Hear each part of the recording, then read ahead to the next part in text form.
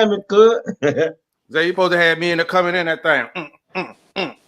City boy. City boy with it. City boy with it. City boy with it. Okay, whatever. Move the head like a selfie stick. We definitely got to shift our energy from this afternoon. So, welcome to all that have tuned in. I am the Horace Towns, joined by my best friends that are called the Black Super Friends, and we are here to entertain tonight. I would like to introduce my illustrious cast, my best friends of 30 years. I'm going to the bottom.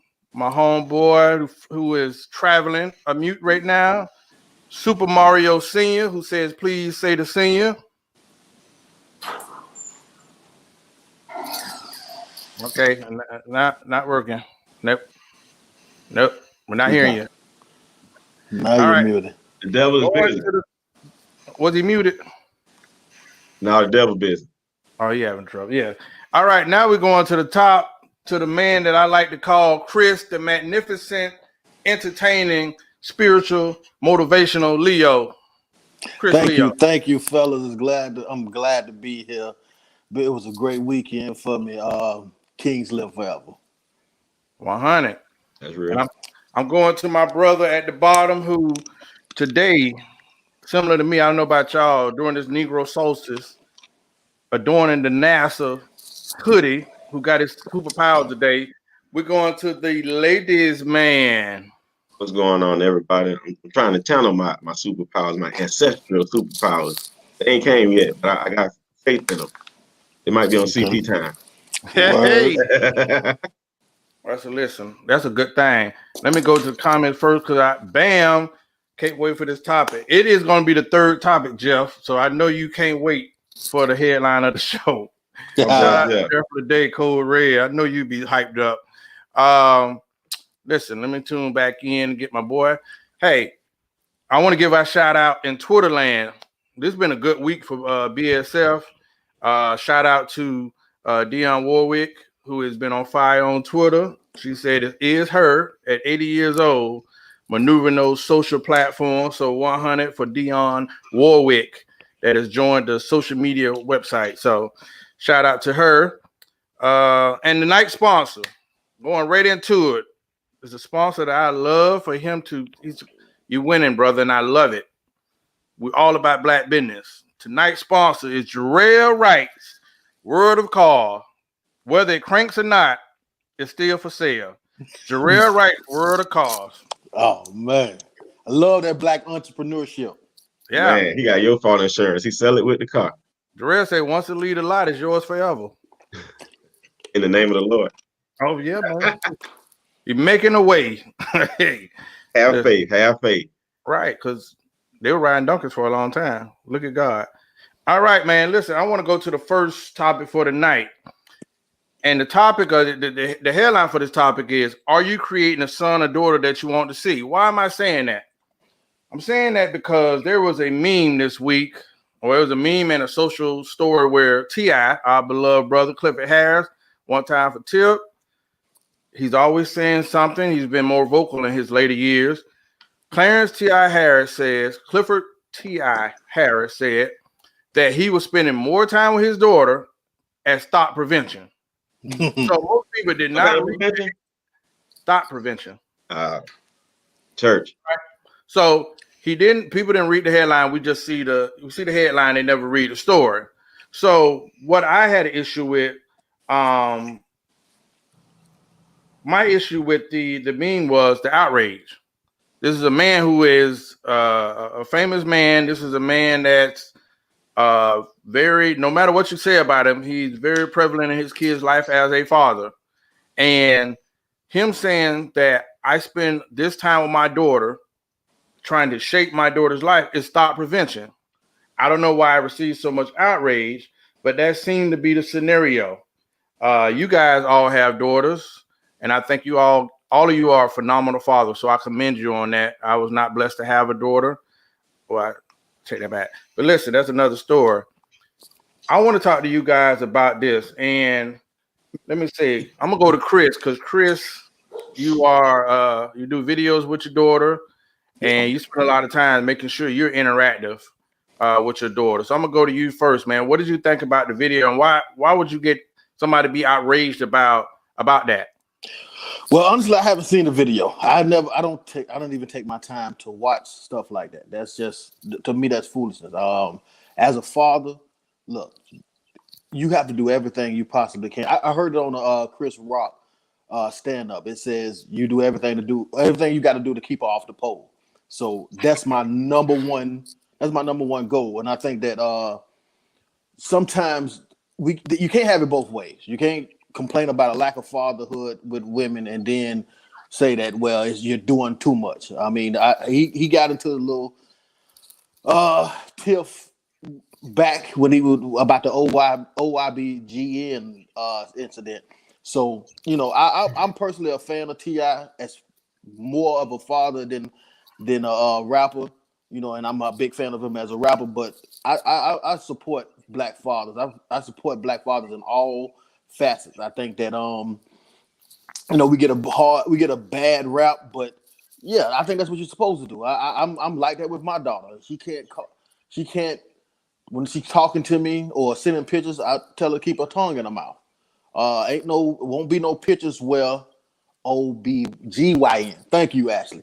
But there won't be any pictures with you showing your butt first. You know what I'm saying? You want to display in pictures what you're most proud of. If I don't want you to be most proud of your shape. You know what I'm saying? Man, honestly, and me, I take it to a whole nother level. I don't even buy popsicles. I don't buy goddamn I don't buy what's it called, ice cream cones. I don't do none of that. So I take it to a whole nother level, man. But anything that you do, that's a new term for me, thought prevention, but I'm all for that. Shout out to T.I., man. Black Fathers Unite. I'm gonna come back. I'm gonna go through these. Give an answer because we got a part. I forgot we got a little glitch to that question. I got to add something to it. So Zay, I'm all for thought prevention. Shoot, me and my homeboy joke about it all the time. Kwame got 2 girls, and he probably displays them the same way you do, Chris. He'll take them out the country. He'll take them to learn life, but he talked to them from a data standpoint. You know what I'm saying? Which is something that I try to do. I watch Mario with his daughter. She blossomed finally. He didn't call it thought prevention, but I'm quite sure when we got back in our little coterie, we were like, yeah, boy, we got to make sure that it ain't going on out here with that one like how it's going on with some of these other young women. So we definitely are a force and a presence in our children's lives. I do believe with T.I., his verbiage is because he got to reach the masses where they are. You feel me? So I saw someone make a mention to a good dad. He's an excellent dad. You feel me? But the relationship that he has with his daughter is the relationship that he has with his daughter. She understood what he meant, and that's what's most important. Like I think Jeff said, the fake outrage. What are you outraged about? A father, and a black father at that, that's in his daughter's life, that wants to shape and mold her to do the right thing. I'm all for that. Shoot, I try my best, and sometimes I feel like I fall short, but the only thing I can do is work on it and make sure that I come back better the next day and fix and do the things that are going to teach, not more so tell, just because I already understand that I'm not perfect as a human being. So I know that my daughter's going to do 100% of the things that she sees me do wrong. And it's not even more so me as a father, because as fathers, Chris, I think what we're actually tuning our daughters up for is the man that they're going to be with or going to emulate after us. So we definitely got to make sure that we're doing the right thing with them, spending the time, like you said, with them on the things that matter most. They're going to actually follow the mothers. And that's a 2-sided question, because the mothers got to check themselves too, because a lot of you are great mothers, and your girls are going to do 100% of the things that you do wrong. They're going to do 80% of the things that you tell them to do right. That's just the statistics. But, that's what I had. What about you, Hart? Yeah. Hart, are you there? Yeah. Can y'all hear me? Yeah, good. Yeah. All right, cool. So this is what I feel. I feel like T.I. was 100% right, and I really don't give a. We have new sponsors, so I'm gonna say you can about what everybody thinks about what a black man is doing, or the verbiage or the wordage of any kind of way he's displaying him being a black father in a black young girl's life right now. See, right now I think that right now thought is a real thing. It's it's a way of life right now that that social media and the music and everything is creating, that a woman can glorify sexual activities or gyrating or any kind of way or selling herself for glorious things like trips to the Bahamas, to Cancun, and all that kind of stuff like that. Just acting like the old fashioned hoe that we used to avoid. So now, Mm-hmm. the father, when the man tells you that he's gonna, because right now I can't teach my daughter how to be the perfect woman. I'm not a woman. I can't teach my daughter how to be a polite woman. I'm not a woman. But I can tell her how men look at thoughts. I can tell her the stuff that she will do that will intensify my thought process to thinking that she is a thought. So she can stop Mm-hmm. doing it. So when he said those words, I think he meant every single word he said, because he's not trying to teach her how to be a better woman. That's what Tiny's doing. He's teaching her not to be a thought. And sometimes women get it misconstrued because they can be doing stuff living in the moment and just having fun. But a man's perspective is what we're as fathers supposed to give. So the thought prevention part is saying that. He's giving her a perspective on how men are looking at you while you're doing these things. As Chris alerted to, that when you lick out your tongue, it might be helpless to you. But when a man sees that, this He's visualizes aroused. in his Your head. tongue in your mouth. So that's a prevention of being a thought, because you are a thought to a man by looking for his eyes first before any action occurs. So I think T.I. is doing a damn good job, and I think more men should practice thought protection. Then you won't have glorified strippers or dancers, or because it's a lot of smart women who are still thoughts. It's a lot of rich women who are still thoughts. I think we have to talk about the elephant in the room. We don't want our daughters being thoughts. Come on, man. You got Well, damn right. Amen. but listen, I want to go somewhere apart beyond that we didn't discuss. I believe that women and men need to recognize each other's role. Growing up, my mom would say, I know my grandmother would say, there's certain stuff she let the daddy handle. You know what I mean? It was stuff that my dad be like, "That's go talk to your mama. That's between you and your mama, right?" I don't think we got that no more because everybody's trying to put this cape on, like I do it all, I do this. Forget pretty much sometimes even say, "Oh, forget your dad. I'm doing all of these things." Now it was another meme that had me kind of, and I'm gonna just be honest with it. It bothered me. There was a meme this week, a video where a 16-year-old boy was asleep, and he was like, no matter how old he is, my son likes to come and sleep with me, sleep with his head on my chest, or fall asleep and take naps, or sleep with me. He sleeps on my chest. I'm a grown man, and my 16-year-old son comes to here and sleeps on my chest. I had an issue because I was on a panel. I'm saying, hey, I know that sounds cute to ladies, but you're risking potential perversion. This is a grown man at 16. He's a grown man. You got a pumpkin patch at this point, and he does have emotions. So him laying on his dad. What happens when his dad goes away? What happens when he go to college? This man has a comfort in laying on another man's chest. Where does that comfort come from? When did he get? When he goes out to get married, when he goes out to get married, he don't want to lay up on his wife. He still want a chest with some muscle Amen. on there. So everybody talking about, oh, I don't know why men see that toxic. They're talking about toxic masculinity. There's nothing wrong with a man doing all this. Women, shut up. I'm sick of this sugar cookie stuff that's going on right now. Everyone has their role. Now that's saying y'all kind of cultivate a lot of stuff, but then when something jump off, you expecting the same person that you allowed to go to art class and paint pink cookies to be out there fighting or protecting your house. So Into your honor. I'm just saying there's a difference between toxic masculinity and a man mentoring his son properly. So I don't know. I forgot about that. We're gonna go the same order. Chris, did you see that video? Well, I seen it, and I'm not for it. I'm completely not for it. I'm not a father, so I don't know. You know what I'm saying? I've coached young men, and Correction. You're a father, not the father of shoot, a boy. I'm not a son. I'm not a father of a son. I My got bad. you, my brother. So I don't know. Yeah. And I've coached young men, and so that's not something that I would ever teach them. The most alarming thing about me is this: we're focusing on the kid's head on his chest. I think what we need to focus on more is where is his leg, where is his knee, because his knee is on that man's Me genitals. too. That his knee is on that man's genitals. If his head is on his chest, then his knee is on that man's genitals, and I don't think that's okay at all. Who's after me? Because I'm done with Bruh, Zay. that's not cool.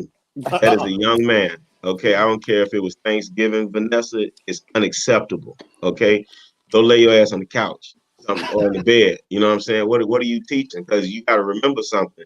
That sentimental moment is all cute and fine and dandy, and then y'all gonna be wanting him to get married to somebody. Then gonna be mad because he's sneaking off to go lay on somebody else's chest when his dad is no longer available, and it ain't gonna be yours. He don't like titties. He like muscles. Is what he been conditioned to. So y'all got to cut that out a little bit and sit his ass down somewhere. I don't agree with that video at all. And I ain't watching. I ain't watching that. That's porn.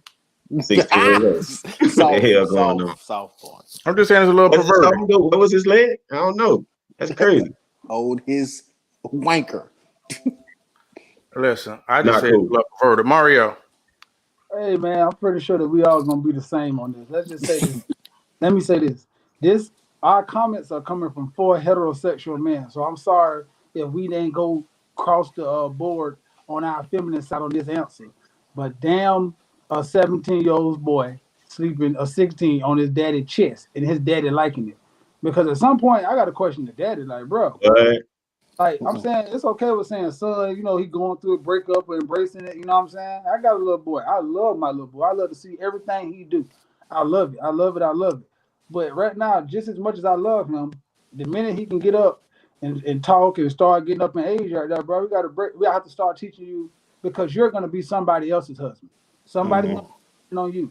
I'm gonna need you to be the man who I'm raising you to be and cultivating you to be.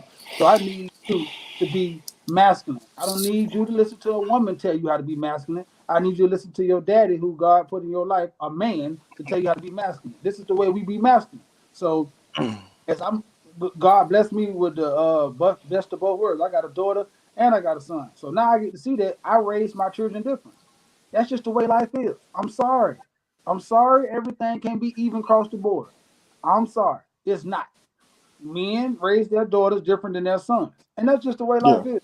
And the quicker we start doing that and understanding it and stop trying to sway this and then bet you won't do that to your daughter, how can a daughter do this? Or how can a man damn all that? A 16-year-old boy is not sleeping. If I ever walk in somebody's house and I see a 16-year-old boy sleeping on somebody's chest, I'm gonna have something to say, and they probably could kick me out. But that's what happens when I'm masking it, because I'm ready for them to be kicked out. Go ahead you know on. what's crazy hard about that? Me and Chris have daughters. You have a daughter too, right? And my daughter's 11, and she's not sleeping in the bed with me. We got to cut that. So I hear y'all saying we taking it out of context. Not that should never ever be in context. It's It not wasn't once in a cool. lifetime. It doesn't matter. I don't care if it was. Let's just say, for the sake of argument, that was the first time. It should have been his first and last. Fast. It Don't do should be. that again. The minute Mario he's a junior. I look at him and see me. The minute his 17-year-old big butt get on mine and say, "Daddy, let me lay your head in your chest." His mama, I hope his mama's there, because the verbiage after that might not be so loving. So that's my. I don't. Then to sit there and take a picture of it and to say it's a once in a life, like you embracing this. No, It wasn't once in a lifetime. and I'm okay with people not liking my view on this. I'm okay with it. So maybe that's why I'm happy I'm married, because Mario, on the same board. like what's called Ashley said something about LGBT sponsors. We are heterosexual men. We don't care. You have the right to be whoever you want in this lifetime. We're not saying anything about gay people. What we're highlighting is the contribute where sometimes the parents or different scenarios are what contribute to, like, it's perversion. I know people grew up where we've had young ladies we know that have been molested, and that kind of changed their course of events over a lifetime. There's certain things, like you have a young boy that's going through puberty and emotions. You may be confusing him by allowing him to do these things that feels good to him. That's what we're saying. Whether he goes to be gay or not, that's his lifestyle, that's his choice. What we're saying is some of the things that go on that they wouldn't have went on 10 years ago, 20 years ago. Like, no, I do have to look at the father, like, who's getting the pleasure out of this and what does it do? Definitely a question. What I'm saying is, Definitely a question. Something like that. What'd you say? But what I'm saying is, how is it going to hurt that little boy? How is it going to hurt that boy? Like him not allowing him to do that, is that emotional trauma that he's going to go through for the rest of No, his life? You can't hug him upright. Like you can still. I'm not saying we're not saying that you can't embrace this child if something's wrong with that child. You can do it no. upright, and it's no problem. So I don't get this. Like at some point, we have to be able to teach men how to be men, and not only that, we need to be able to do what we want to do, how we want to do it. We can't constantly be policed. Fathers can't constantly be policed, especially black fathers. I'm sorry. We have to prepare kids for a whole unique world. We Because if have to not, put. because if not, then you're gonna say he's sorry or he's soft and Yep. all the rhetoric, or I don't want no man like that. I want a strong man, because that's the thing. Then he gonna grow up to be a man that nobody wants. Yeah, So it's all fine Exactly. and dandy. Listen, then you It's gonna all first, fine and dandy till it ain't no more. I don't know why there, he liked his father was in his life. Now it come back to me when I was one of messing. the one of the fiercest armies ever was the Spartans, right?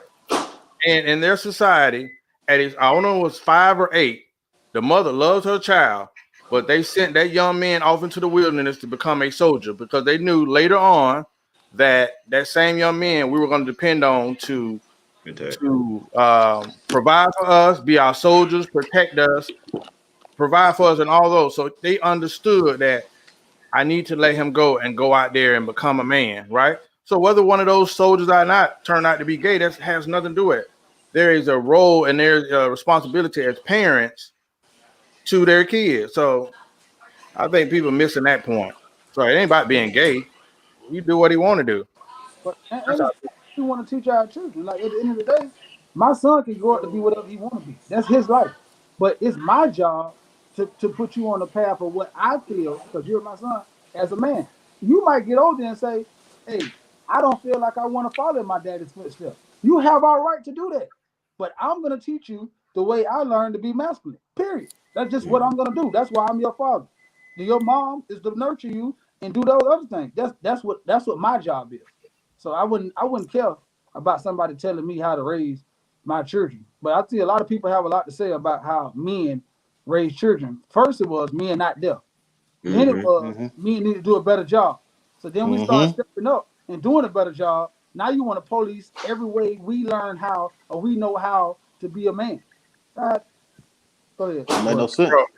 I want to say to our point, if you look at, I just seen someone get in trouble where they had a white family, white family, Latino family. It was an advertisement, and then on the black version, it was a mother and 2 kids. Wasn't no black man there, right? Mm-hmm. So some of this stuff is intentional, but we like, oh, it's coincidence. No, it's not. By Like design. our family, the attack on black men, it is. But I'll see 100 LGBT community commercials. Like, kudos to them, but like the agenda, you have to be like, damn. If not So leapfrog, that's my brother. maybe you're right on that. So Mm-hmm. I stay in trouble. I stay in trouble, and I'm gonna say this because we're going to the next topic. As a date, I'm not Kevin Samuels, but we do have insight and we have opinion. So I wanted to highlight some of the misleading quotes. I was having a conversation with somebody. I wanted to highlight one of the misleading quotes or proverbs that women should ignore in 20 and 21 and beyond. And this is one of them. I'm going to give you an example because I hear women repeat stuff, and it's like, do you understand what you're repeating? If a man wants a woman, nothing can keep him away. If he doesn't want you, nothing can make him stay. And I've heard women say that over and over and over, and then I think they adapt that because I see dudes that are like somebody. She won't genuinely say I'm not interested. Where this man is jumping over all of these damn hurdles to get with her, and she's not interested, right? Or you have a woman that's single, but she doesn't cooperate at all in trying to make this connection happen. Like if you want to holler at me, you got to do this, this, this, and that. But there's no compliance or cooperation on her end. So there are different means and different sayings that I've heard women say, and I'm like, I think y'all really need to throw some of those away. You know, it's almost like faith without works is dead. Some of y'all are expecting a man to just fall out the sky in your lap, and it's not that way. That's why we say women, oh, I would never go and shoot my shot. Maybe you should. You know what I mean? Some people might not even think you're available. Some people might think you mean and closed off, so they're not going to shoot their shot. We're saying some of the things that y'all repeat and you think is trendy is actually stopping y'all from getting into relationships. So I didn't know if y'all had any insight on that, but I definitely want to get y'all insight. Hello, Chris, was that going to you? Going to me? Yeah. Okay, well, see, honestly, man, I got two. You know what I'm saying? So y'all gonna have to bear with me. I have two. One of my pet peeves is the one where where they quote the Bible verse where it say, "He who finds a wife finds a good thing." Man, That's one that burns me up because I believe that that's the lazy woman's Bible verse. That's the lazy woman prayer that stops you from having to be active in the relationship or finding the relationship or cultivating the relationship. Because if you feels like he has to find you, that means you do nothing. You just sit back and wait. Now I parallel that with this. Let's say you was lost in need of being found. Let's just a scenario of you were on a beach, lost somewhere. It would be the most productive thing for you to do is either sit out a flare, get some rocks and write, save me, something. Whatever you can do to be found, you need to be actively doing that. It is counterproductive for you to say, well, if he's a real rescuer, he'll find me. So I'm going to just sit back here and do nothing. That doesn't make sense to me. My number two one is I don't need a man. I don't need a man. That one right there, I've said this publicly. I've said this on podcast, and I'm going to say it again. If a woman has the nerve to utter, "I don't need a man," I hope God make it so she never have one. Because amen. men has to be prioritized. Men have to be of importance. If that job is important, if you need that job, then that man need to be on the same level of importance as that job. If you need a house, that that man need to be on the same level of importance of that house because that house is just that, a house. It ain't a home until a man get there. And if you need even the kids, the man has to be. I get so much talked about from women saying, "Oh, my kids come first." No, you have to prioritize men. I'm not. It shouldn't be a first, second, third thing. It should be prioritizing men. If you do that, you eliminate the value of us. And the crazy thing is, we the one that creates those kids. So we have to be on the same level of those kids. So no, the he who finds a wife finds a good thing. I think that's a lazy woman's prayer. And I wish that every woman that ever utters, "I don't need a man," I hope God make it so you never have one. Okay. That's what I got. Sound angry. A little bit, a little some. All right, that's good toxic masculinity. She is preparing to be a wife. How you prepare to be a wife? By getting ready to get Without ready. That's what you're without doing, dealing Chris. with You're men. getting ready to get You're ready. sitting there waiting for somebody to find you.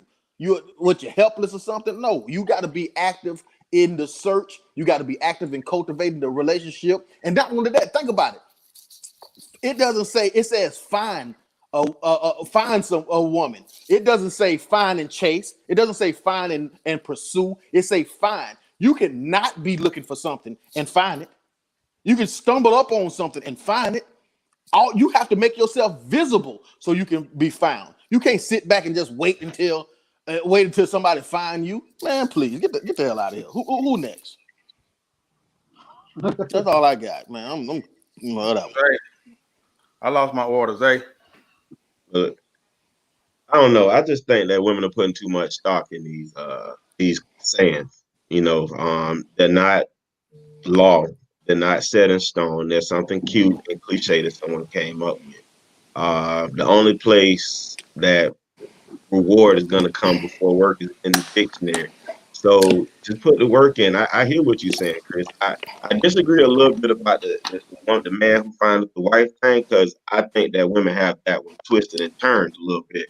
It says the man that findeth the wife. It don't mean the woman that tries to put her place, not put herself in the place, but she's trying to make that man her husband. You feel me? By taking away his work from him, pulling him into a relationship. Let him find you. If he knows that you are who he want to be with, go after you. So that makes sense. But those other ones that they throw out there, Oh, there that a you lot of go. women are just sucking onto, I don't agree with. I don't agree with. What you Mario. got, Hart? I think I'm becoming a little different on this one. I see the one that I kind of want. This is Thank you, a Jarrell. a help to women. I'm gonna say that this is the one that I want to focus on tonight is behind every man is a good woman. See, I hear a lot of women say that behind every man is a good woman. Every good man is a good woman. Behind every man, okay, but when you're saying that, you don't really mean it, because the average woman right now don't want to stand behind any man. So it's cool if you believe that, but you don't believe that. So I believe words are powerful. So stop saying it and leave that in the that was created in the 30s and 40s or 50s when a woman had to stand behind every man. So nowadays you believe you're equal. So stop saying it. So stop saying behind every man is a good woman. Because I believe me and my wife, we stand side by side, we make things work. But I believe Right, if we keep speaking that into existence, then she'll feel like her place is behind every man. And I that's don't nice. agree. I believe that right now you're a helpmate. So I believe you're supposed to stand on my side and help me go forward in every step of the way, not behind me. So I want to make sure that women understand the stuff that you're saying is bringing amongst the karma, like almost what Chris was alluding to, that you're running into. So when you start saying these colloquialisms and saying, hey, this and this and this, and you start believing it, you start speaking into existence, you speaking into the air, that becomes your reality. And your reality becomes your life. So just take heed and start really looking at what you're saying, because when you put that out there, you can't take it back. Or No, I mean, the basis of it was even with Clubhouse. I was going to say that we just see there are people trend where they have these comments, and I see people repeat it. That's it. And I always tell people like, stop believing what they selling you, and start to accept what a true friend is telling you. So that's my short answer for it. I just don't understand what's going on with that. You know what I mean? But Mario, yeah, so I got a question to the guys on the show. I'm married, right? So I feel like I want to know, um do y'all, and I know right now as y'all look at women and y'all dating, and y'all, most of y'all, I know that marriage is on the table for y'all. So I want to know, and I hear a lot of women right now say that, you know what, I could be happy and I'm good without being married. So I want to know, or they could be complete without being married. You know what I'm saying? And I have empathy in this department, and I'll tell you about that later. But I want to know to the cast tonight, just a question for me. Do y'all believe that when a woman say they can be complete without a man or fulfilled, do y'all believe them in totality? Mm. uh, I'm gonna answer that first, man. Mario, you hear me? Yeah. I don't think any sane woman believes that. I don't think no sane woman believes that. I think because every woman has a checklist. Hmm. From the time they were growing up, they had fantasies about getting married, how he's gonna look, how they her first child, how many kids she's gonna have. So they have that checklist. So I can't understand any woman who says that she don't want to be married. You know what I Hmm. mean? Um, and besides that, men and women are designed for each other. You're Mhm. created to love. So, and hell, even scientific fact that a man and woman together reduces stress. It's good for your health. So no, I mean, I think it's one of those virtues with women. So maybe I missed the question, but no, I don't think any sane woman can can take that route, I think that I think I think that's one of the biggest things on that checklist. How I'm gonna look that day, my dress, all of that. That's one of the biggest fantasies. So a woman I know from me traveling, I know people that have everything but that. And they've actually voiced where like I don't feel like they don't feel complete. They don't feel like they have accomplished the main thing, that person to share it all with, that perfect love story that a lot of women chase.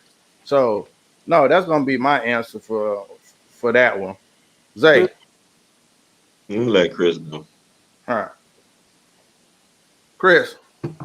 Me? Okay. For me, I'm kind of torn between these questions. This question, like, I'm not a woman, so I don't know what would make a woman feel complete. That's not. I don't know, but I would have to say no, because if I say that a woman can feel complete, then I mean I think that would be devaluing a man, and I don't think that. I think that we are needed. So I don't think that I don't want to say that she can feel complete without us, because we are of so much importance. But also, I have to think about marriage. When you talk, I have to dissect marriage in general. When you talk about the beginning in biblical marriage, all you had to do was sleep with her and you was married. You fast forward that to slavery time, and they used to jump over brooms to symbolize being married. Now we have to sign a legally binding document to be married. So I do think that a woman can feel fulfilled without signing a legally binding document to marry to feel complete.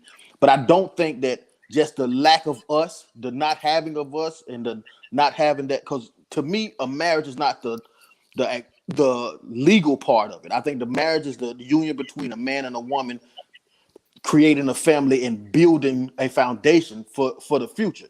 And I don't think we or them can feel complete without that. So I'm kind of conflicted on this one. I don't know. So Zay, what you think? Um, I was the same way. I looked at it and I milled over this question a couple times. And it's, do you feel that a woman can feel complete without being married? She should. She should be complete before she gets married. You understand what I'm saying? You can't pour into someone else what you don't first have in yourself.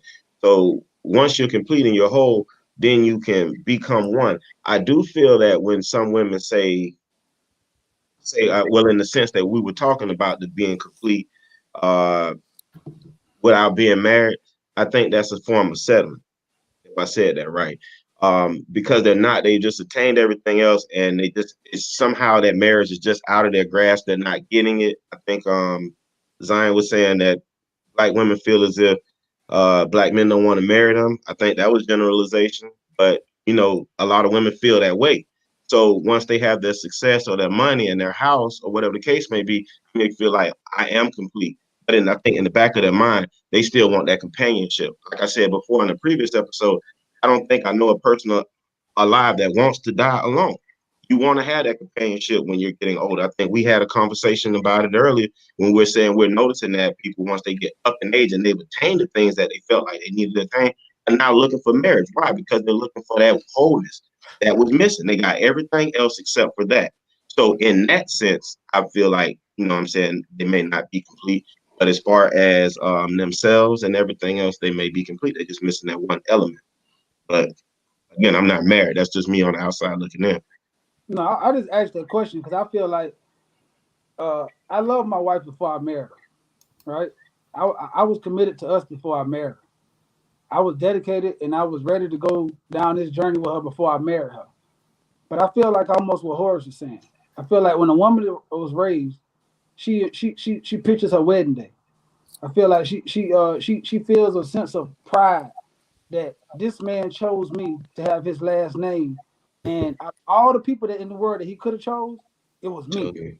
And not only that, I see how my wife's face light up because she knew I loved her before we had a wedding, and I felt like that's the least I could do to repay her after all she did for me. Because all like Chris, then I'll go back to what Chris said.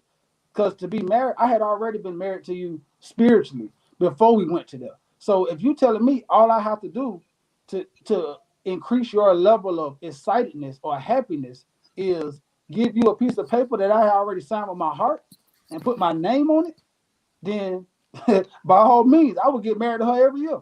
If I know that will make her happy, and that would give her, a sense of, just like I'm his wife. The proud feeling that I see my wife displays a lot. That she knew I loved her before that, but I see a different proudness about her. And I always wondered, like, do men see? Because that's why I value the systematic form of marriage, because I feel like it is a sense of statue for women. And I feel like if that's what they quantify is making it to them, I want my wife to make it. I want her to be able to walk around other women. They say, yeah, she married and she got a good husband. I want her to feel that, because that's what I want for her. Because just like she should want me to say, I got a good wife. You see what I'm saying? So I think that I just want to know what y'all think, because that was one of the reasons why, because I'm a literal thinker. So everything Chris saying, I went through my head on saying too, like, man, I already love her. I don't have to sign no contract. I don't have to do this. But I had to think about it, like, how does this help me? How does this hurt me when I'm already giving her my all anyway? So right now, because the only way a contract of marriage can hurt you is if you get a divorce. So if I'm already committed to forever with you anyway, then how can I not? But I can tell you in business how many ways it has helped me just by me walking in the rooms saying I'm married. I, I can give you a whole bunch of upside. Go ahead, Chris. But what I want to ask is, have you ever heard her say that prior? Because I've never heard women say, "Well, this makes me feel complete." I've never heard them express themselves in that way. When marriage is injected in conversation, it's more like, "Well, you're getting old, you need to get married," and it's more like, it's not, "Hey, this is what this means to me." It's like, it's almost like, I'm a woman, I deserve this. No, I think maybe if that conversation was different, or you had those conversations where you say, "Hey, look, this is what the value of this is to me." I can understand that, because there's certain things that makes me feel like a man. There's certain things that makes me feel complete and honored and stuff like that. So I can understand that conversation, but at the same time, it's like, I don't remember having that conversation. So I'm asking you and anybody else, have they heard women talk like that, and didn't she talk like that? I heard, okay, I never heard her say the words that a wedding makes me feel like a woman, but I have seen the way she interacts with her friends. Like, I seen when she came around that her friend ordered a plaque that's in front of our house that says the Hardys. And she was just so happy. She was like, I got to go down here and change my name, because now my name is Miss Hardy. Like, then I heard her say, I'm a married woman now. And I seen her face walk. I just seen the embracement, like the abundance of happiness and completion. Because she could tell you right now, I just asked her on our anniversary, do you feel any different? She was like, I've been knew you love me. So what was different? That right now, I knew you chose me out of everybody. And she knew how I felt about marriage. So she know that I'm dedicated to her. I have emotionally and physically dedicated my life to her. And that let her know that she don't have to worry no more. And I think that, I'm saying, even if I don't think that, if I think that I already did. You see what I'm saying? But if me going through that ceremony and doing that gave her a sense of what's the word of Right. assurance that I did it, then I'm telling you, my brother, I will keep doing it. That's all I'm saying. You see what I'm saying? I think a lot of times we focus on, we don't have to be married because, I love you anyway. You don't got to sign no thing. But bro, it don't hurt. It don't hurt me if you already married how you say you married, with your heart and with your emotions. Then signing that paper is the least thing I got to worry about. I don't got to worry about money. I'm going to get some money. So the only thing she could take from me with that contract is some money. I ain't worried about that. But for you to leave emotionally, I'm distraught. So signing the paper to be married was easy for me. It was the commitment of when I talked to y'all brothers, it was the commitment of me saying, bro, I'm committed to her for life. That was harder than, you know what I'm saying? Because for me, focus so much of like the signing of the it's a contract. Bro, that contract was signed with my heart before it was signed with that paper.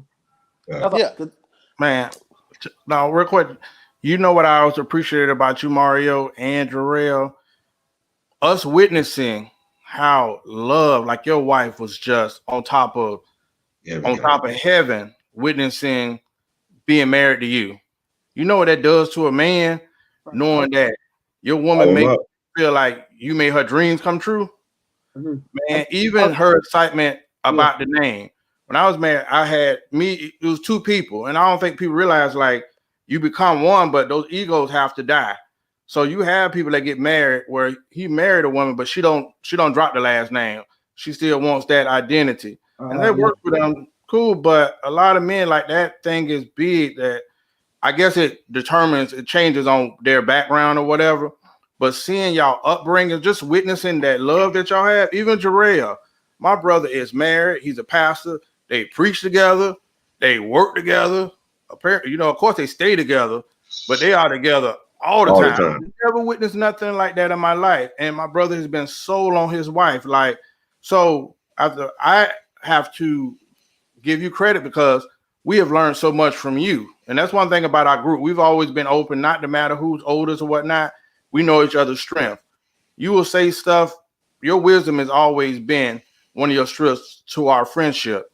But being able to witness that and see that, man, that is encouraging and it's inspiring and it's motivating us who may have some doubts about love. Seeing how your wife interacts with you, seeing how your wife treats us, seeing that honor that she feels being your wife, man, that's the kind of stuff that we don't discuss or salute enough. So, Chris, sorry to cut you off.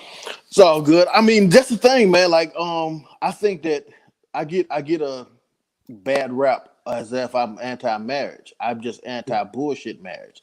And so when I always speak on marriages that I think is great. Like I not even think that's great, that I admire. I always say something about the way that I felt like Hardy took on his marriage. He was accountable for it. This is my thing. I'm going to do the best I can. I look at Jarrell's situation. I love to see that. So it's never a time where I'm just bashing marriage. Right. I always bash bad marriage, and I always salute marriages that I think is good. I got an uncle that I remember when we were living in Palm Beach. It was like 12 of us in one house, and he didn't have nothing. He met his woman walking down A Street. 10 years later, they got homes, they got kids, they doing their thing. Everything is good. And I always tell my uncle, man, you are my favorite married person. And I love this man. I love my uncle. He's the funniest guy, and he's never changed because what makes me admire it is that you stayed a man. You stayed the same man that you was. Yes, you got to make different decisions as a married man, but I feel like I'm still talking to my homeboy. I feel like I'm still talking to the dude that I was in the trenches with. So now that message resonate a lot more with me. Have you heard even on this show? I just said I done big up Papa, artist Newbie for his marriage because when you tell me the story about it, this started back when they was teenagers or whatever. So I've always saluted positive marriages. And I'm gonna always do that. But you can't get mad when I definitely highlight the bullshit too.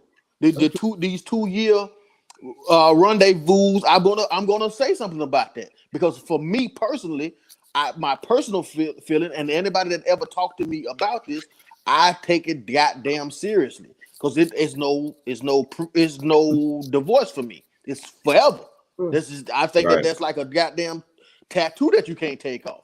So that's just how I feel about it. I get a bad rap sometimes, but salute all the positive marriages, especially the black ones. But I do want to say that because I think all y'all have, especially Chris, because just so the people know, he asked me more questions about why and how and when I was going to get married, and I think probably anybody asked me, and a lot of them questions challenged me to say, damn, like is it this?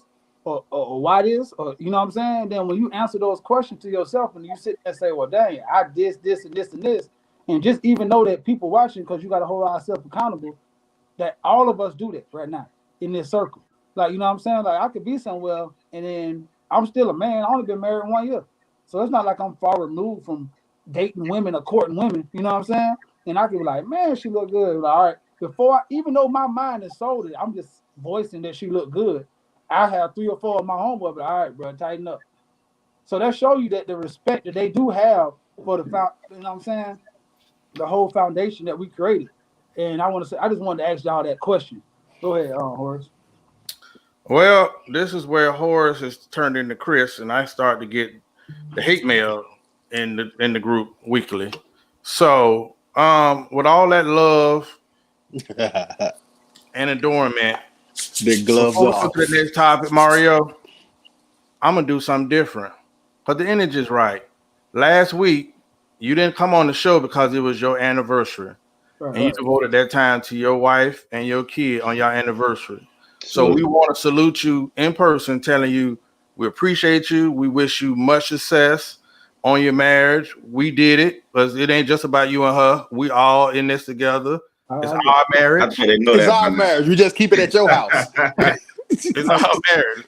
agree. So And I know she was very happy with it. In the midst of us having our anniversary, she was like, "You ain't gonna go on the show." I like, well, they already knew. So I know she looks at y'all as brothers, and I know she's gonna be happy when she watches that you did that. I thank y'all. Cardi, you got Yeah, some on your mouth. You still got a little left over. Get that shit off. Get that shit off your beard, my brother. you gotta take your hat. Rep his bill. tell you what, Go to corral. All you can eat. You gotta take your hat off on nasty night. tell you what. We're gonna start a swear jar for the show. Chris, we're gonna be able to get Christmas gifts next year with Chris. Listen, so let me go back to my hate mail, and I want to talk about something that's the headline of the show. I know Jeffrey Leday is getting excited about it. Trending news. Everybody always talks about toxic masculinity. That is a big term that is pushed, and it almost infringes on again strong black men, where it's almost like a challenge to be a strong black man. In anything, being a leader, what we know it's an agenda, right? But how often do anybody talk about the term toxic femininity? Have y'all even heard the term? No, of course not. I never heard But it. you know it's a real term. That's right. I So didn't know that. I'm gonna get a definition in a second, but I just believe we're in a narcissistic era of women, right? So we're saying that we're looking for XYZ, but day to day we're looking at certain actions that can't contribute to what we're trying to get to, right? And Mm-hmm. also we're in an era where the black family is already under attack, right? And we keep finding ways for black men and black women to be divided. What do I mean by that?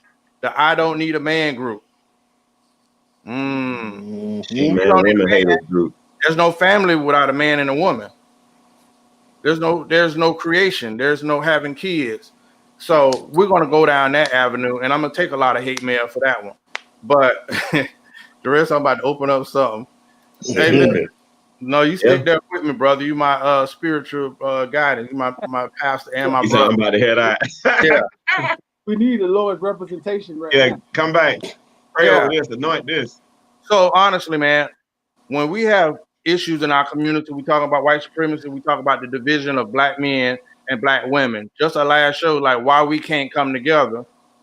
We have women that we salute and say we are proud of our black women who are getting all these degrees and they making the six figures and they doing a lot of things, but we not coming together.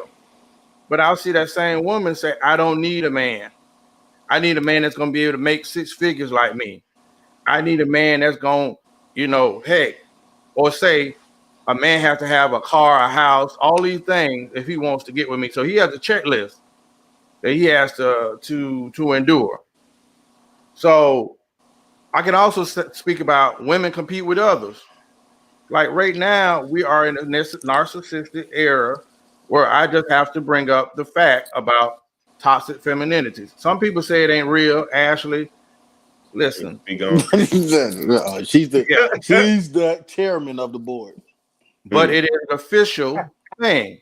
Toxic femininity is when women use their gender to obtain certain privileges. It is when notches, indirect modes of confrontation are masked with gentleness. It is when empathy turns into ethical short-sightedness. So we all smart dudes here.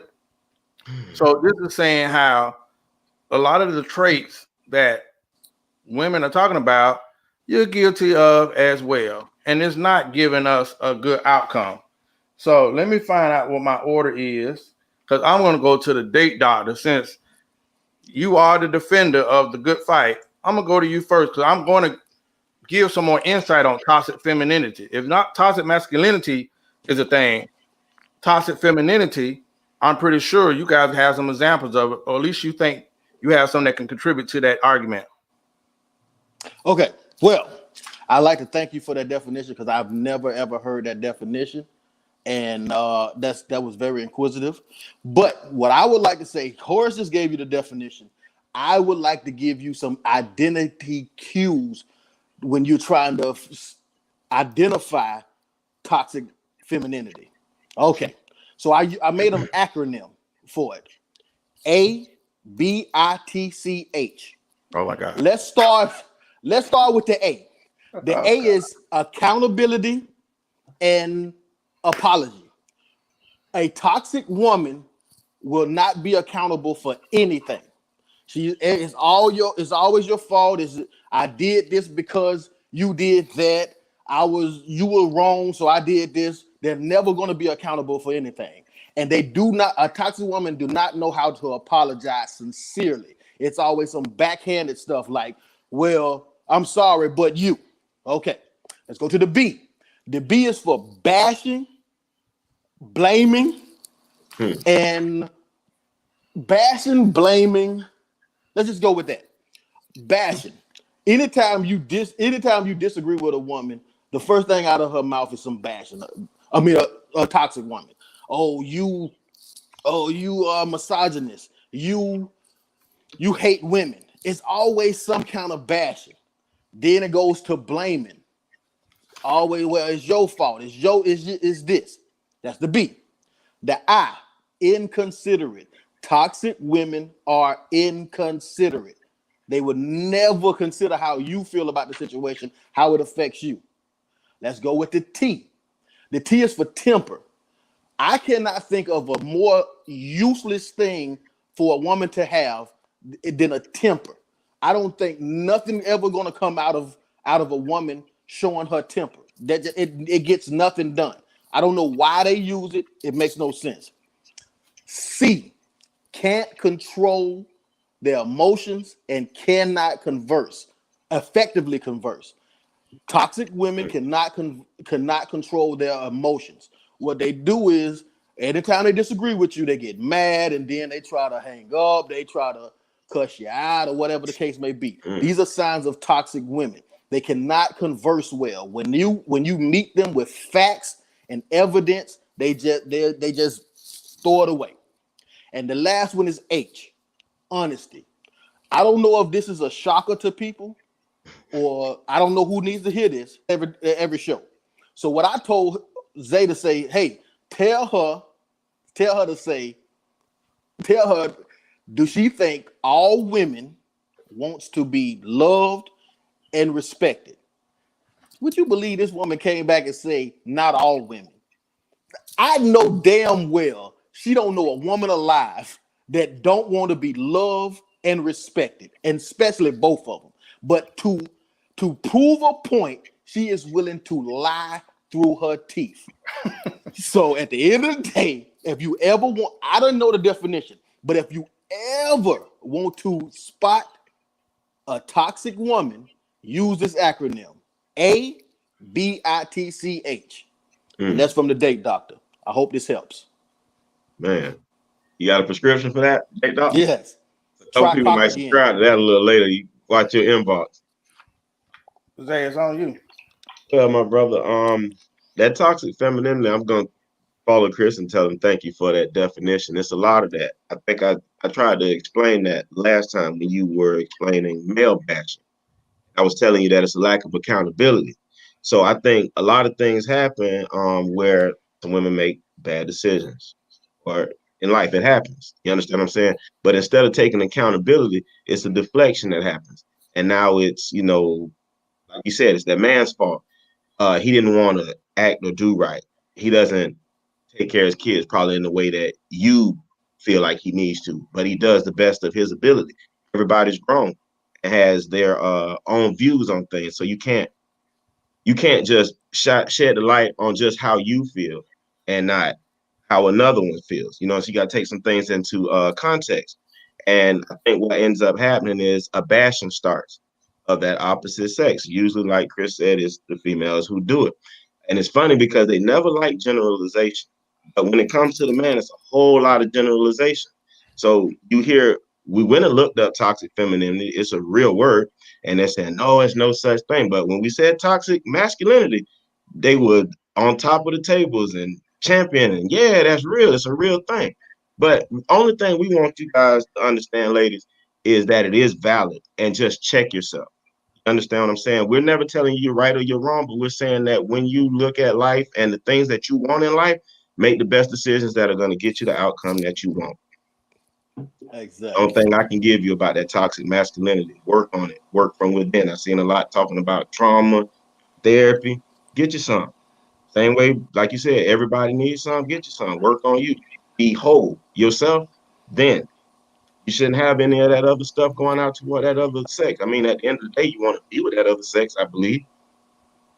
I'd be toxic toward them. But I don't know. I don't know anything. Well, let me go. Let me say this. Let me give you some attributes of what I think is toxic femininity.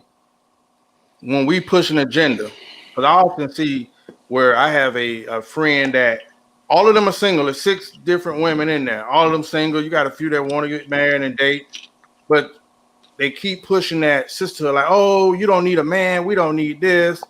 And it's kind of like confusing, right? Those women that push career over family, to me, that's an attribute. A woman that I feel judges a man by his ability to earn. So he's not a man if he doesn't earn a high salary. I've actually seen on shows where a woman has gotten to the place where they tell a man he's not a man. Like there's some bummy dudes I get out there, if that's your term. But you're telling he's not a man. You're a woman telling a man he's not a man. I have an issue with that. I have an issue when those roles aren't recognized. I'm the man, you're the woman, but you refuse to be submissive. We had a show back where we had someone saying there can be 2 heads. There can be a man and woman are equal, but it can be 2 heads. Like she's not, her husband is not the head. They together are the head. And we used to tell, but she didn't hear that. Or a person that interrupts a man being a parent. I've seen and witnessed where a man in the house is like he's not there because the woman is so strong where she's emasculating the son, I mean the male in front of the kids. Mm. So now you're destroying the kid because the kid is confused because you're stronger than the man, and then you're checking your man or whatever in front of the kid. So now you're creating role gender issues, That man right? don't want to be a man. Yeah, because you're constantly challenging a man in his role. Or this goes back to baby mama, so that might be a little slightly out there. The comments, whether I like or love, whether I like or respect, no matter the issue I have, whether it's my wife or baby mom or someone, I think we have a responsibility to always keep kids out of uh, adult business. We're bashing. It goes back to male bashing, female bashing, whatever. There's no way that I should contribute negative thoughts and opinions to a child or someone's life. So you ask for traits; those are things because they don't contribute to the well good of me, you, or anybody. So I think when we ask like, why is everything so screwed up right now? Because all the roads are out there just up in the sky. So those are one of my issues, Mario. Well, I think that after hearing the definition, I think that a lot of y'all was talking about women who are trying to be masculine, feminine. I think to me, for my definition, I think it's when women only use being a woman when it serves them. It's like I can do this. I don't need a man, but he ain't open the door for me. I can do this. I don't need a man, but hey, you better take that garbage out. I can do this. I don't need a man. But now I'm a woman. I ain't cutting no grass. See, to me, that's toxic femininity. It's when only time you want to be a woman is when it serves you or lets you get ahead. Because right now, there's a lot of women who do that. They okay with being the boss dog until it's time to do some real man shit. Excuse me. The gloves already off. That's all I'm saying. I remember I had this discussion with a woman one time, and she was like, "Well, I don't need a man." I said, "It's cool, but you don't need a man in your life, but right now you're gonna go pay another man. Like some kind of way, it's gonna be a man that's helping you. Like my Mm-hmm. mom was always saying, yeah, I never really heard her say that I'm a single mom too much because she know my uncle poured into me. You know, there's a lot of men that poured into me just because my daddy wasn't there. So at some purpose, you always need a man. So anytime women that feel like that, you only want to use the woman card when it's convenient for you to be a woman in this situation to get you out. To me, that's a display of toxic femininity. To me, that's what I think it is. But I think y'all gave some great definition of women who are trying to play the role of being masculine because that is true. That's a true thing too. That's what I. Listen, a good description of it is when a person is so strong, you are going over the top to make the male seem irrelevant. So those are Mm-hmm. good examples. But this one on screen might be the best example yet. Father's Day every year. On Father's Day, when you see the women say, Happy Father's Day to me, and they go on a male bashing spree on Father's Day. I'm the mother and the father, right? That is a good. Thank you, Adrian Wilkins. Even though you should say you ain't, maybe don't say nothing, but on Father's Day, you take that time to say Happy Father's Day, and I've seen that every year where the women go and tag the baby mom. Oh, girl, Happy Father's Day, Happy Father's Day. Be honest, you picked them, so but Happy Father's Day. We don't do that on Mother's Day. At I've never all. seen a man go. I Mm. never went to Chris Page and say, Chris, Happy Mother's Day. I'm both mother and father, Yeah, No, but it's yeah. nothing toxic you with may that. be one hell of a mother, but it's one thing you will never be is a father. And I think it's almost like a slight to women that's in relationships and in marriages. You're basically saying to them women that I'm more of a mother than you are, And you are. and that's not the truth. If that just because you are doing it by yourself doesn't make you more or better of a mother than a woman that's doing it with a husband or with a in a relationship. You're not. And I think that's the common misconception when you say. I mean, that's what comes off when you say that. I'm the mother and the father. You're not twice. You may be a pretty damn good mother, but you can never duplicate. You can never simulate what a father brings to the table. I have a daughter. I constantly go back and forth with my BM about, oh, she don't do that. She don't do that over there, but she do it over here. You can she tells me because I often say I don't know what you're talking about because she doesn't do it around me.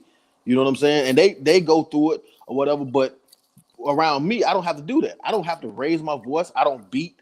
I tell my baby what I want her to do, and she does what I ask her to do. You know what I'm saying? But that comes from being a father. There's a certain energy. There's a certain presence that we, especially Right. present fathers, there's a certain element that we bring to the table that's unparalleled. So you cannot do that. And on the flip side, there's certain things that there's a nurturing spirit. There's a level of feminine energy that I just can't give Possessed. to my baby at all. It's Okay. nothing I can do. That's why I don't never have any problems with when her mother wants to take more time to be with her. And then now because we're not on those set schedules, parenting schedule. I get my baby whenever I feel like it. You know, I'm always open to have my child. It's never you can't have or whatever. But my baby is 12 years old. She's about to be a teenager. There's certain things that her mother has to teach her right now. So there's maybe little. So I may go from away from 3 to 4 days a week to 2 to 3 days a week. At the end of the day, I have to trust her to instill those things in my daughter.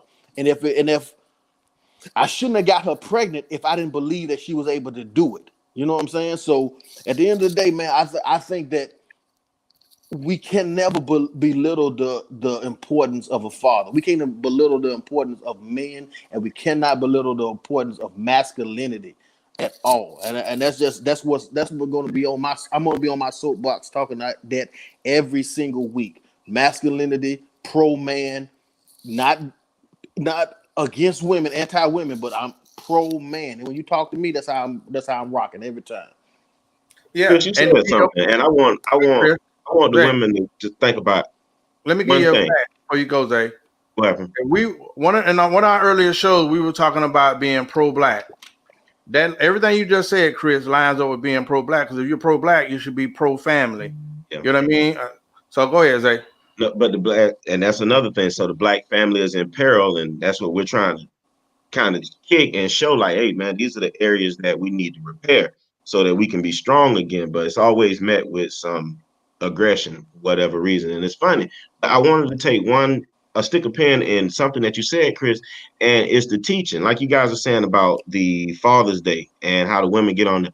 Look at what you're perpetuating, women. Look at what you're teaching to the ones who do that, to the ones that don't. Thank you, queens. We salute you because this toxic femininity has nothing to do with you. So you can sit back, chill, and just watch the show. But for the ones who have an issue with it, you need to have some mirror talk, one-on-one with yourself about this wholeness that we're talking about because it's a part of you that's not right.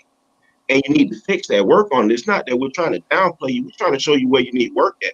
The other stuff that you're doing, sweetheart, you're great at. And we're going to always salute that. But we want to see you get better at certain things. So the way how you get better at it is you don't deny that that's what's going on. And when you see a sister that's doing it, and if you're not one that do it, why don't you put a bug in her and tell her to cut it out? It's probably why she's not getting what she probably needs. Hey, Speaking it into existence. we But keeping those viewers up, man. We still up there at the late part of the show, so that's a good thing, fellas. Hey, well, we must be dropping some truth then. And I'm all for that. I want to say that y'all are bringing up some very good points too, and I think that just on my end, us as men too, we got to understand too the accountability of saying what we want. Like when you say you want to be more involved, when you say you want to be there more, and you got to really do it too. And Mm-hmm. I think I'm happy that all y'all do, but we can't say the elephant in the room that a lot of men don't. You know what I'm saying? That's just Right. whether it is for because I've had my first baby I had when we was young. So me and her mama didn't get along. So we had a not get along. We seen different. We were young. We thought different. We were both trying to find ourselves. So we were going to different points of our life.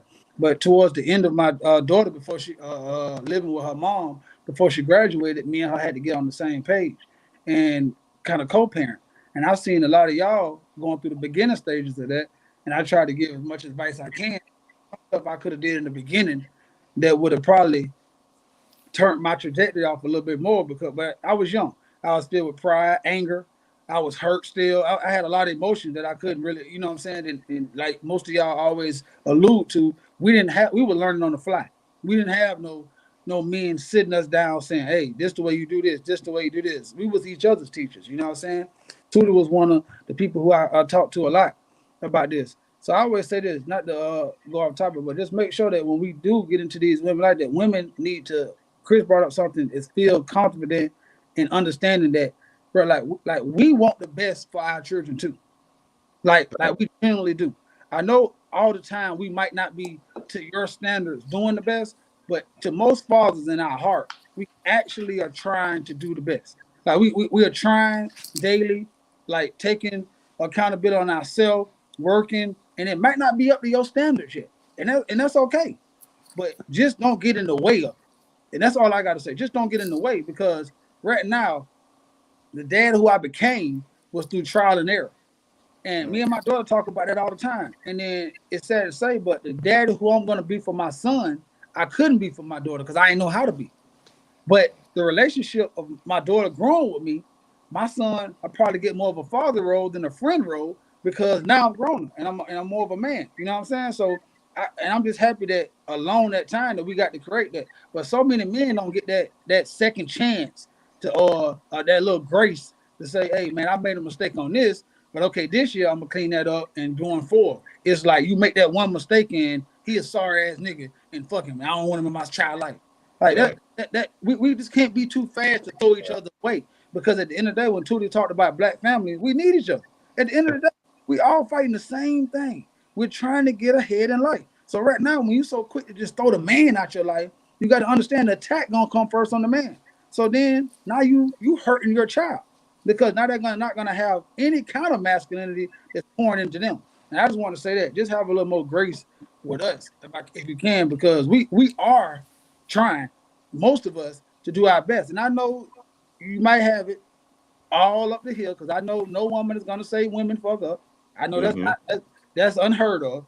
Yeah, And that's fine. I'm saying to women because I know we have a lot of women followers. We tend to mess up. We tend to not know it all. We tend to need a little grace. So if your child's father or your homegirl child's father doesn't fit the mold of the eloquent father who you want him to embody, don't cut off or be the voice of reason before she just throw him away. That's all I'm gonna say. Listen, Mario, I wanted to say that to your point, man. I have a lady friend who, she has a great job, and listen, when she vents, I just listen. You know what I mean, and add some pieces just to keep her mindful of this. I have a lady friend who has a child, loves a child. The father, is in and out of jail. He's having his own growth stunt, so he's having some issues, right? And all she complains about, I got to do this, I got to do that. I had to buy all her clothes, and I had to do this. She has a great job. And I say, you know what? I understand your stress and I understand your disappointment, but you have to look at it from another side of the coin sometimes.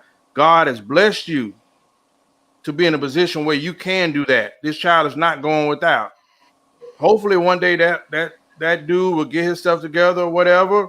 But you're in a position now to be that be the at least the child has one parent. When you had that kid, you didn't think this was going to be the issue. That brother's going through something at this period. He's having issues getting jobs and whatnot. But you say when he does have a job, he's there. So I'm saying all that to say, have that grace, you know what I mean? But also be open to be like, listen, your focus should be your child.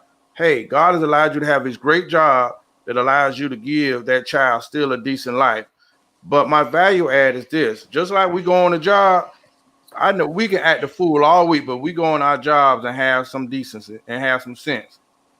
So just like you go on the job and have professionalism, I think we have to adopt this in relationships and friendships to be more intentional Mm-hmm. and be committed to growing,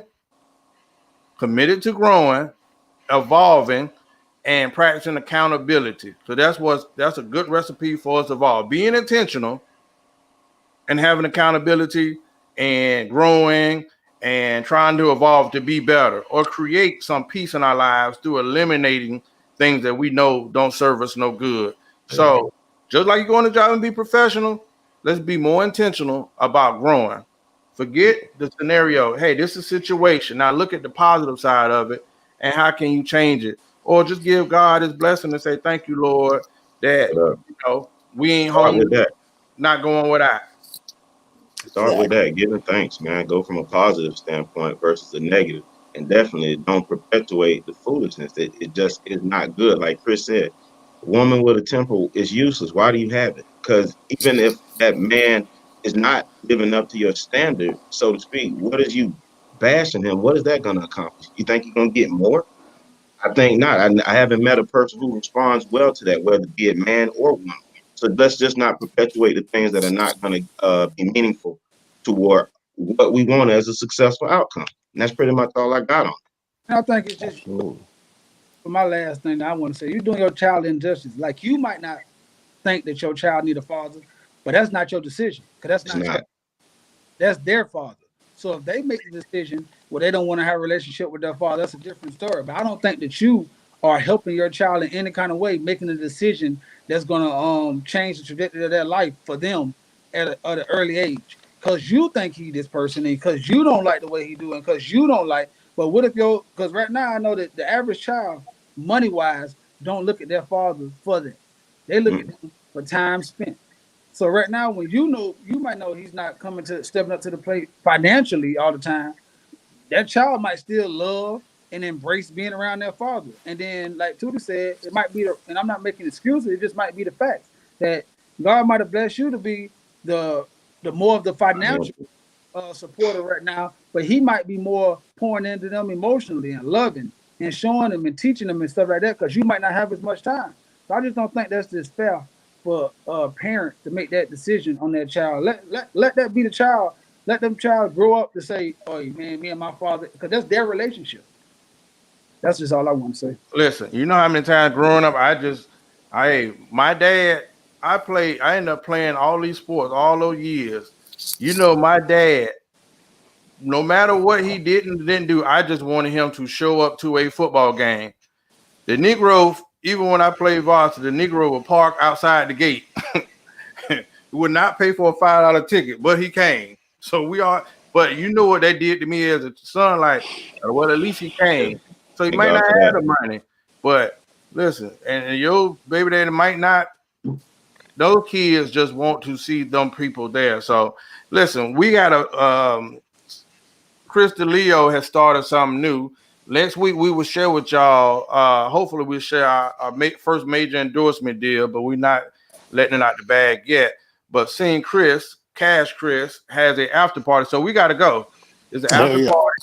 So to everybody listening, Chris has the Clubhouse app that seems to be the new thing, and he's having the after party. Because most times when we get off of here, people are still in the comments or people are still wanting to continue the conversation, and people want to be on here with us. So tonight we're going to Clubhouse. So after we get off here, you'll be able to have this same discussion on the Clubhouse app. Okay. So I guess they leave their name in the comments, Chris, or you'll invite them. But go download the Clubhouse app. And what's the information, Chris? Well, I don't really know. I'm really new to the clubhouse. I just started a room at the after party of the Black Super Friends podcast. As of right now, me and Horace is hosting it. We're looking to get uh Hardy and Zay on it. I don't know what these guys at, but we're gonna try to get these guys on there. But we're gonna do the post show, conversation that we have, but you can listen in on it. I'm gonna turn on the And join. phone. We can listen in on it. But that's Clubhouse, the After Party Black Super Friends podcast, hosted by Chris Leo and the Horace Towns. The Horace Towns. Hey, listen, this is Drinks is all free. social media websites. It's best to get in early, and this has been the big thing. All the celebrities are joining this room. I think that's why it's so popular. You see 21 Savage, Jamie Foxx in your room having a discussion about your topic. I think that's major. Can't wait to pick up and buy the stock. So, Ashley, we know you have to be invited. So if they leave their name in this comment after they download the app, we'll invite them in. Mini producer. Hey, closing comments before we go. We late for the after party. I'm going to Oh the man, ladies' y'all come to the after party. The drinks is free. Get in free. You know what I'm saying? BYOC. And just thank you guys for showing up tonight. We always appreciate it. You could have been anywhere in the world, but you're here with me, and I appreciate that. You're here with us, Chris. It's all of us, okay? Like, Oh, yeah. That's Yeah, what like I we, all the like time. we. I've been told I'm selfish. My bad. Dang. Yeah, damn, Leo. God. Hey, listen, ladies and gentlemen, thank y'all for tuning in. Like my guy said, y'all could have been anywhere. Y'all were here with us, listening to our banter. Hopefully, you picked up some nuggets. Don't just listen to it, share it. Share it with friends, family. Share this podcast on your page for us. And I'm going to thank you in advance for doing so. Again, like we said, thank you for coming out. Lolly Hutchinson, my boy, if you're in the comments, I owe you one.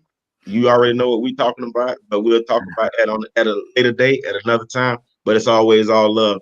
When men mess up, men apologize publicly. So I definitely want to make sure I do that with you. No hard feelings, my brother. What you got? Hey, I want to say that, hey man, I know y'all see the change of background because I am in Palm Beach, Florida, man. I want to say that I had a great time down here and being in Revere and seeing, in Palm Beach because I've been all over, but just seeing that how it's so many spots that's opening up right now for young professional people of our age to actually congregate. So I seen no violence. I seen a lot of people I hadn't seen in a while in school, social distancing, staying their point, but just invite, you know what I'm saying, outdoor events. I want to have a good time, you know what I'm saying? And I just love to see the growth in the city.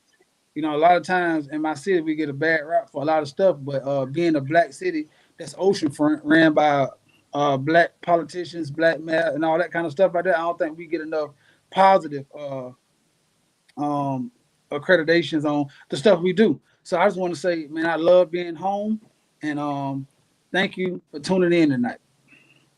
All right. Hey, go join us on the Clubhouse app for the after party.